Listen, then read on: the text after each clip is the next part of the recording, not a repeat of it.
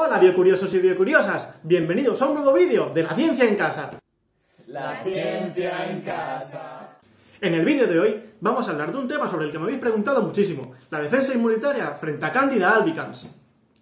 Como sabéis, nuestro cuerpo puede ser atacado por un montón de microorganismos patógenos. Candida albicans es un hongo comúnmente conocido por producir infecciones como la candidiasis vaginal. Lo que no es tan conocido es que puede producir infecciones mucho más graves, sobre todo a gente que va más flojita de defensas.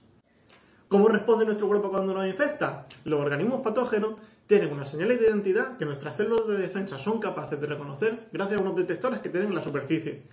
Y, una vez subidentificadas, organizarán un tremendo pitote para destruirlas.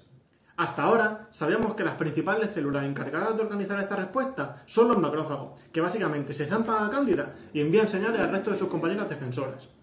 Pero, ¿cómo lo hacen? La maravillosa gente del Laboratorio de la Inmunología de las Infecciones Fúngicas de la Universidad de Valencia ha descubierto que los macrófagos son capaces de reconocer a Cándida a través del receptor TLR2, entre otros.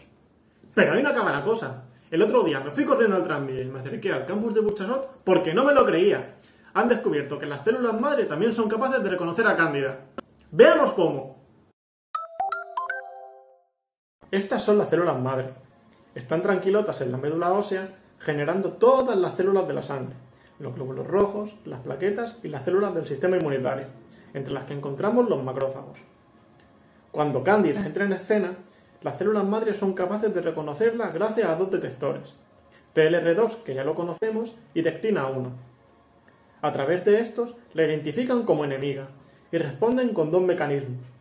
Por un lado, aumentando su propia población de células madre, y por otro, promoviendo la formación de nuevos macrófagos, que van a destruir a la levadura y dar la voz de alarma, enviando señales al resto del sistema inmunitario.